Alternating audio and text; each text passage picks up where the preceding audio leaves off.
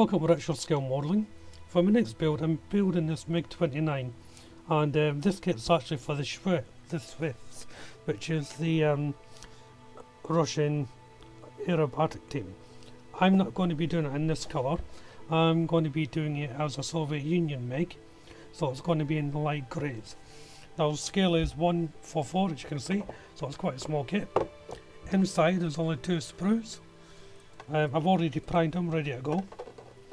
So that's the 2 sprues there. Not much to see. It has a little canopy. The instructions. We have your normal paint layout and your paint instruction manual there with markings. But as I say, these markings I'm going to ignore.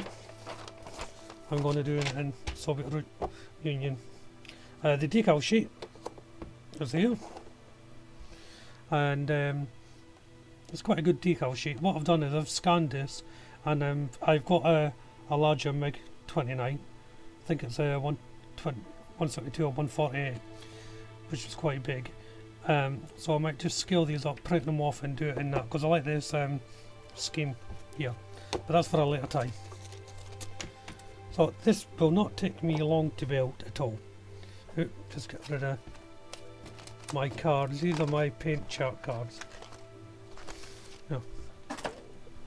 Anyway, so I'll get on with it. It won't take me long. So let's jump into the build. So the first job is to paint the missile systems, and I'm painting these in Tamir's X2 white. Now, I've said it before in my other videos. I find it easier for the smaller parts to paint on the sprue, but just do as you feel fit. But I would also say, if your kit does have colours like white, yellow and red, sometimes red, paint them as soon as you can on the sprues as well, because they take many coats, so it's easier to do them and get them out of the way first of all.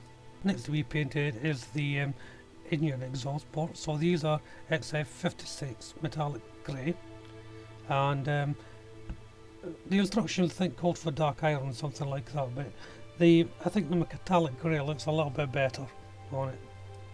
The canopy is tiny, as I said, and it's better to freehand paint this, so I'm painting it in Revell Aquacolor 76 light grey. So I found that the best way to freehand paint this is just take your thin brush, load up with a little bit of paint, and just do the bar, the strip across the canopy in one fluid motion. That way you shouldn't go too wonky on it or offline. And of course, if you do go offline, you can just scrape it away with a cocktail stick until you get it looking how you want. Using the same colour for the main body of the plane, the 56 light grey.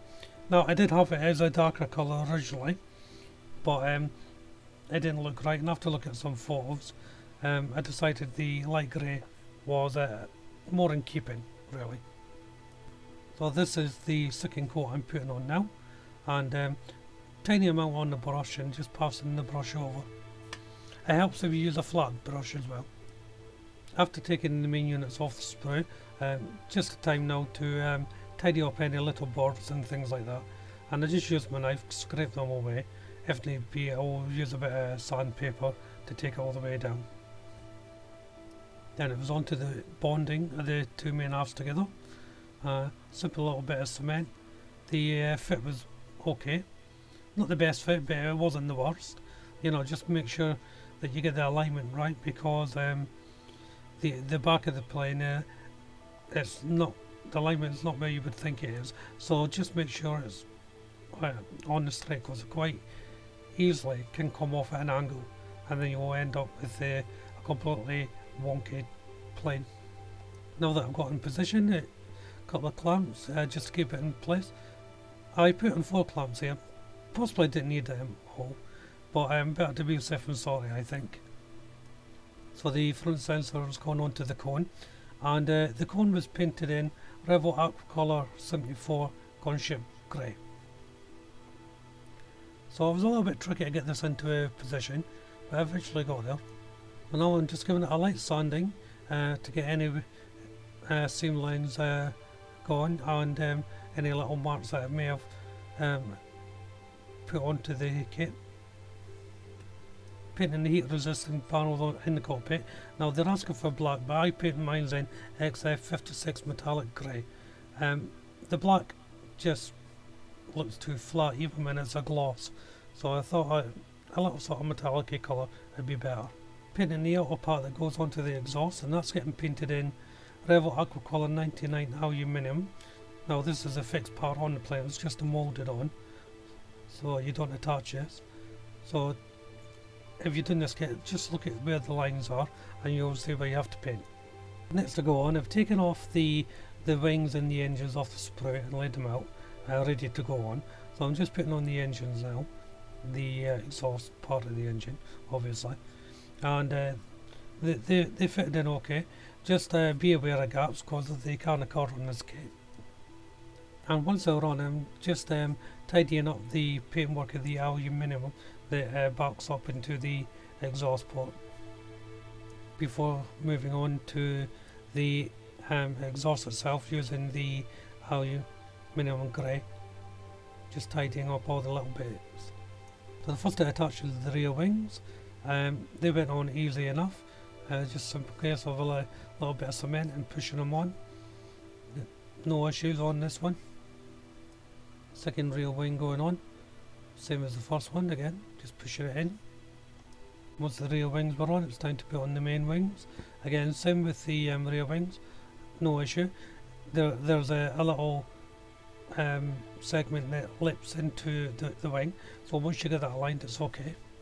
I should say you may have to modify this slightly to get the wing to fit. I had to take down a little bit, just by sanding it, a little bit of the area just to fit in to the recess. And the last of the front wings going on. This one actually went on easier than the first. There's not really any room to put clamps on here, so if you do have to make sure it's connecting, you're going to have to hold this into position. But once it's in, so it should be okay. Next is the two tail fins, and they just lie straight top on the model. There's a tiny little location hole. Again, I had to modify the pin for it to fit, but it was easy enough. It was just a matter of clipping the pin a little bit to bring it down to size for it to fit in the hole. Or alternatively, you can make the recess hole a little bit larger, but I thought it's better to do the pin than the hole. And once that was made, once that was done, they just dropped in very nicely.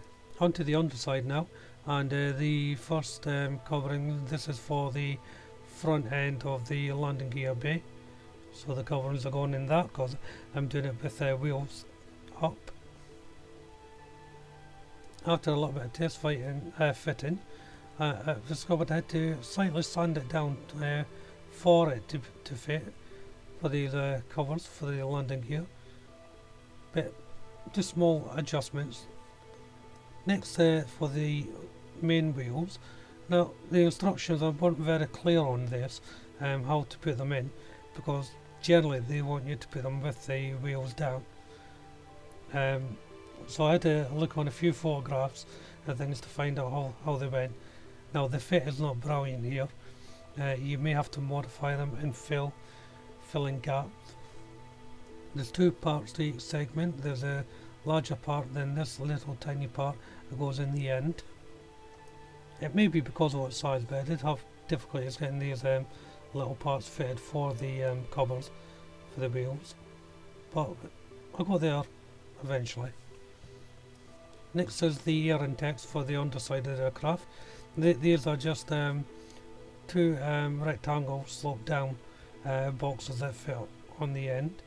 You have to make them up, a little bit tricky because of the size, but once you make them up they go in easily enough. Make sure you put them in the right way. There is a right way and a wrong way on these, just the shape of it, so just make sure you get it right. Next is putting on the weapons onto the pylons. Each weapon's got a tiny little groove that sits on to the pylon, and once they were on, just touching up the white paintwork for where it was connected to the sprue. So you need to clean that down a little bit first before you put your new paintwork on. Once that's dry, it's time to put on the stripes. So I'm using Revell's Aquacolor 08 Black Matte, and again it's the same with the canopy really. Just do it in one slow motion when you're putting the ring on with a small brush. So just start at the base and just curl your brush around, and you should get a fairly straight line. Attaching the nose cone, there's a little dot at the bottom of the nose cone to show you the position of it when you put it on, because obviously it's not a complete circular shape. So just make sure again that you line up the dot to the recess to get it all within line of the aircraft. Can be a little bit tricky because of the size. And now it's for the weapons and pylons to go on. Again, the location points are fairly self-evident on here. Just a little bit of cement and they go on quite easily. Just make sure they're all dry before you move on. Onto the canopy markings now. I'm using Revell Aquacolor 67 Greenish Grey initially. The reason why I say that, once it was all dry, I didn't like the colour. I think it was too dark, so I did change it, which I'll go on to next. So now the first initial paint is dried, time to put on the canopy. That fitted well, just placed it in with a little bit of cement. And when it was all dry, I put a coat of Pledge Clear on it. Now this is where I started deciding that the colour was too dark. When it was all dry, I definitely decided to change the colour. So I'm using Tamiya's XF71 Cockpit Green. The picture that I found is like a really ripe pastel green that goes onto it if you're doing a camouflage, well, this type of camouflage. So I think this colour shows it off better than the dark green colour. I will say though, the paint covered up really well. I thought I may have had to go and sand it all down to repaint it, but I got away with just painting over the top. I think that's primarily due to the varnish that I put on before I put another coat of paint. And when it was all dry and another coat of varnish, it was time to put on the decals. Now there's only 6 decals I'm putting on here, and these are the Soviet star decals, and just 2 on the bottom wings, on the top and on the tail. Well, this brings the build to an end. It was a extremely quick build for me. It did take over 2 days, but that was because of the time I started. In reality, it took about 3.5–4 hours to do from start to finish, which was quite good really. It's an okay kit. You can put more into it if you wish. I decided not to because I really don't like building it in this scale. It's too small for me. But then I would imagine it's just a matter of getting used to it, because I've got some more in that scale I'm going to build anyway. So if you get a chance, why don't you watch my other videos on the channel? Feel free to make any comments. But for now, thank you all very much for watching. Bye bye.